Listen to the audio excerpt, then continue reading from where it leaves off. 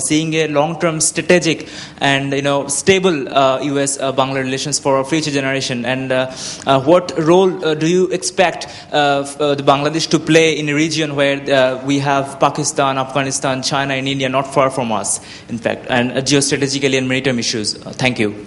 Well, the question's a very good one, because part of the reason that I wanted to develop and then sign the partnership agreement last night is to do exactly as your question implied, to put our relationship on a stable basis, regardless of who our president is, who our Secretary of State is, who your Prime Minister is, who your Foreign Minister is.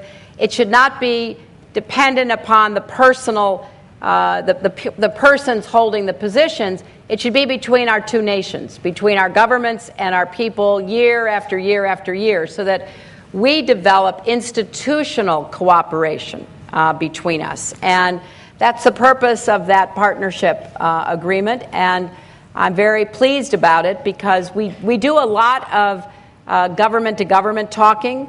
We do a lot of government to NGO talking. We do a lot of government to business talking. But I wanted to bring it all together under one umbrella so that we could count on it lasting year after year after year, because that's the kind of partnership we want to have.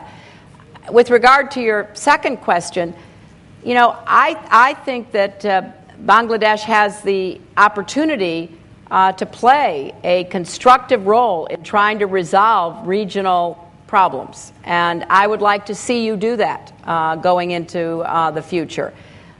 Reaching out to your neighbors. Now, it's not a short-term proposition. It can take time. But make it clear that Bangladesh wants to have a pivotal role in resolving cross-border problems. I mentioned one, water. Climate change, which is obviously another. Opening up economic markets. I heard last night that Bangladesh now has maybe either limited or no tariff access into the India market. I mean, that's the kind of cooperative agreements that I think are very good, not only for Bangladesh, but for the region. So I would urge that. Can we also expect duty-free access to the U.S. market? Because that is a major concern for the RMG sector. And you mentioned RMG, and so many women are employed in this sector. So is this something that is... Well, we're certainly looking to see what we can do. I heard quite a bit about that last night, and we want to finish a trade and investment agreement. But I'll give you an example of the kind of agreements that we want to enter into on trade and investment, because we're very close, we hope, to negotiating this. Do have requirements for labor standards.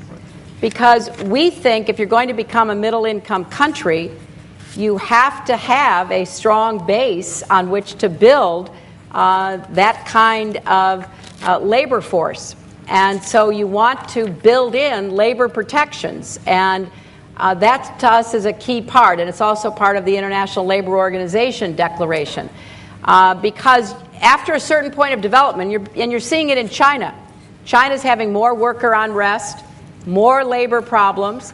They're finding all kinds of outside attention as to how they put together electronics or garments or whatever.